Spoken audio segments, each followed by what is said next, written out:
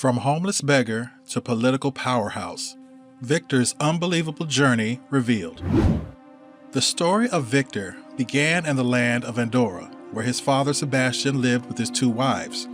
The first wife had 7 children, while the second wife had two sons, Victor and his brother.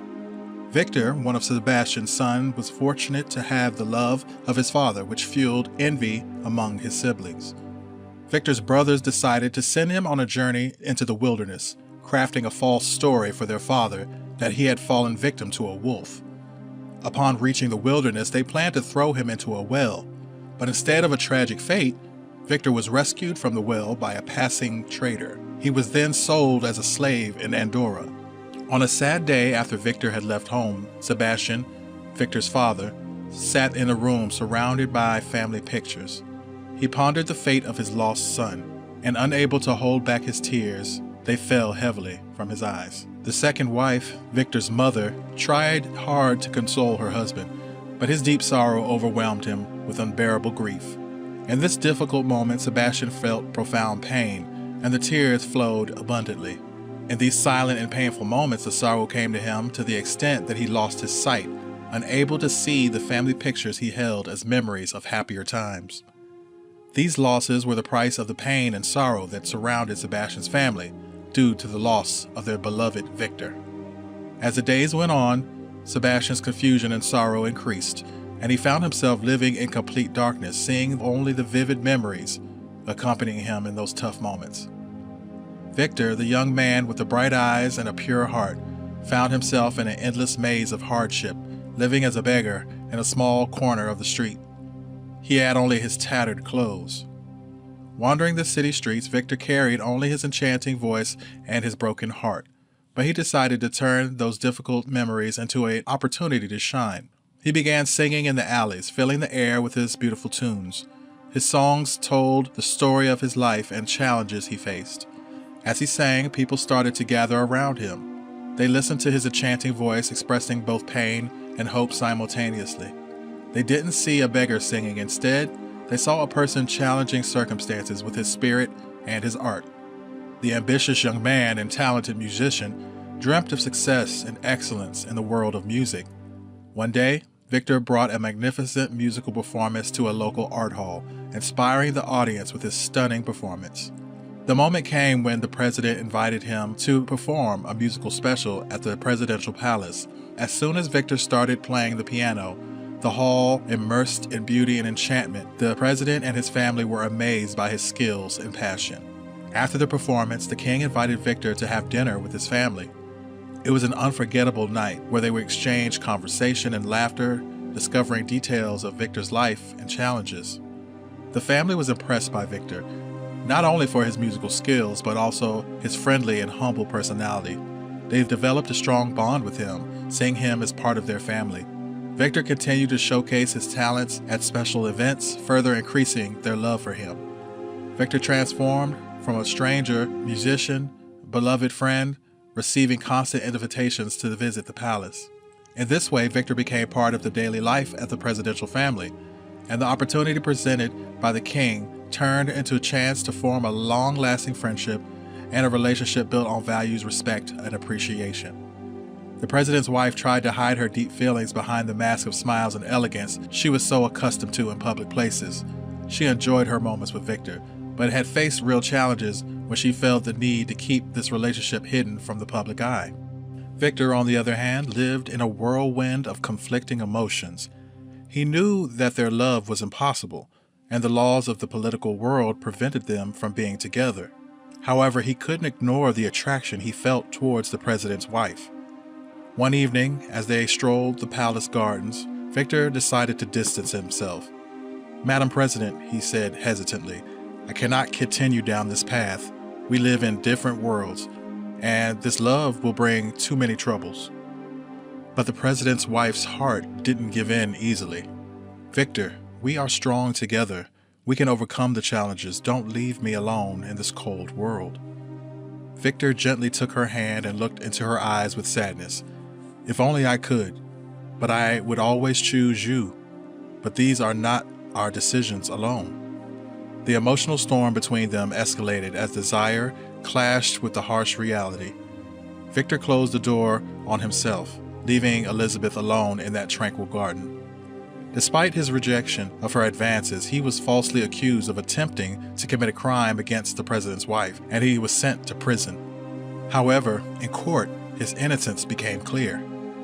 After his release and proof of innocence, Victor's life took a dramatic turn. The president invited Victor to leave prison as a trusted person, and his exceptional abilities quickly became evident, with a unique understanding of economic and administrative circumstances. One day, he was invited to attend a major economic event attended by prominent figures, including the president, who was looking for a minister for the economic sector. Victor had the opportunity to speak at this event and present his perspective on how to boost national economies. During his speech, Victor provided deep analysis and innovative ideas on stimulating investments, promoting innovation, and enhancing the country's competitiveness in a global market.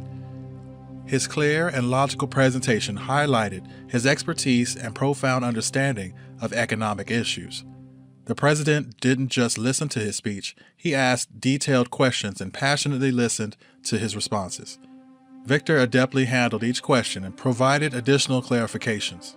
His strategic thinking and clear vision for the future caught the president's attention. Ultimately, the president publicly praised Victor and expressed his great admiration for his vision and suggestions.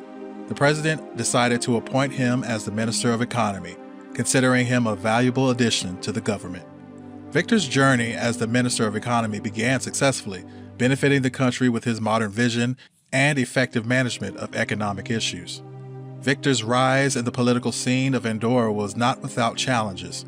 As the Minister of Economy, he implemented innovative economic policies that restored financial stability to the kingdom. Alongside his intelligence and strategic thinking, he gained admiration of the people and the envy of those who once tried to eliminate him. In the midst of political manipulations in the royal palace, Victor found himself entangled in a web of conspiracies and hidden agendas. Aware of the potential threat posed by Victor, the president, realizing the danger, framed him again, this time on charges of alleged treason. Forged documents were planted, and Victor was accused of conspiring to overthrow a royal regime. Imprisoned once again, Victor faced an even greater challenge. However, he used his time behind bars to form alliances with fellow prisoners and gather evidence to prove his innocence. In a surprising turn of events, sympathetic guards assisted him in organizing a daring escape. Despite this significant blow to his career, Victor refused to crumble and surrender. He decided to seize this opportunity to develop himself and enhance his skills. He enrolled in an advanced training course in economics and business management, diligently working on expanding his social network. After a while, opportunity unexpectedly knocked on his door again. When the political situation in the country changed once more, he was invited to return to his position as Minister of Economy. Thanks to the new experience and strong social network he had built, Victor was able to make a qualitative leap in his job performance. Over time, Victor managed to stimulate the local economy and attract foreign investments. He implemented effective government measures to promote economic growth and played a significant role in achieving financial market stability. Due to the success of this economic policy, investors' confidence and international trust in the country increased. Thanks to his relentless efforts and strong vision, Victor became one of the wealthiest individuals in the country.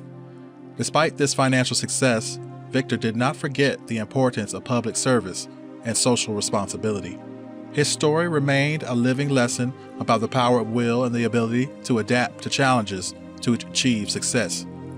One day, the brothers decided to go to the market in the city where Victor lived, a beautiful city, a lively city.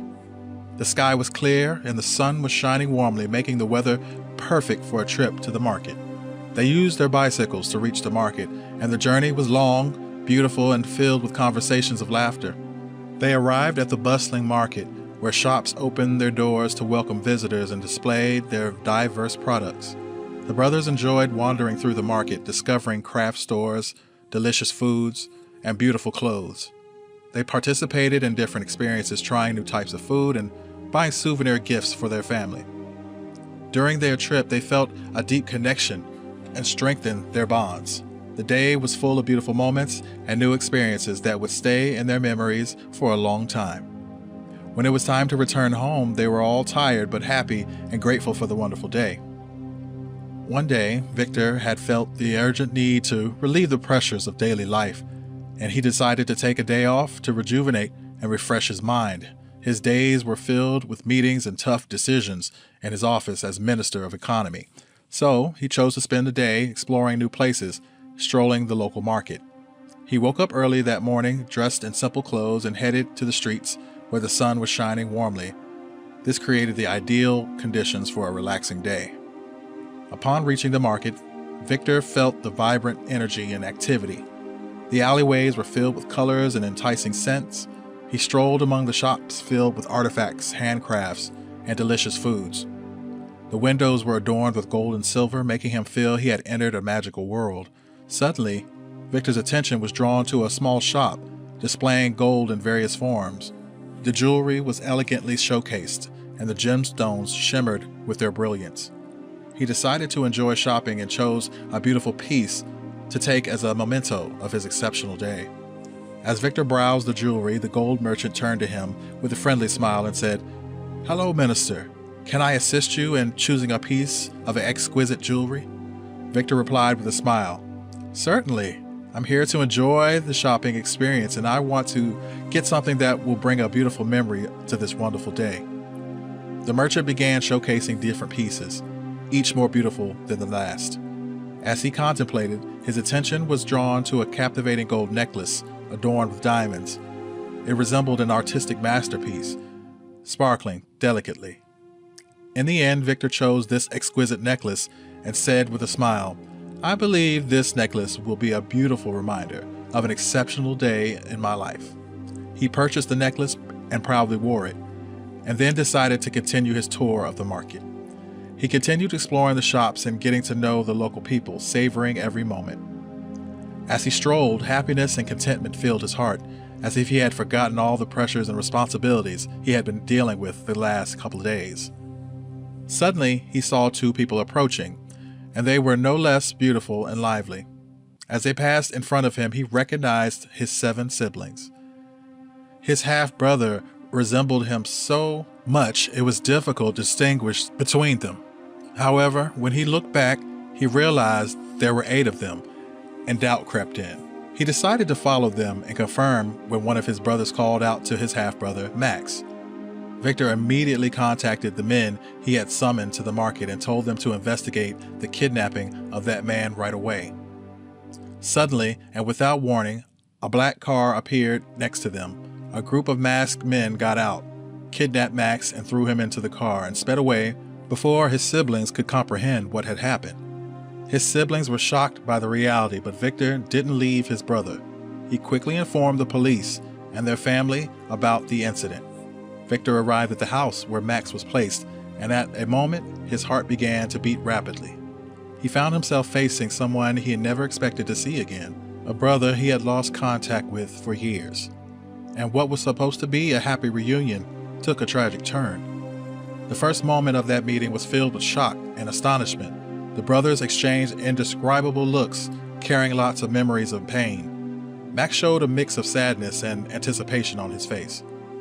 "Victor?" Max whispered softly, trying to suppress his emotions.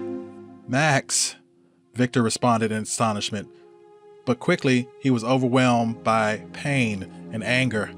Ignoring Victor's response, Max at that moment discovered that Victor was living the life of the wealthy, full of challenges and pressures.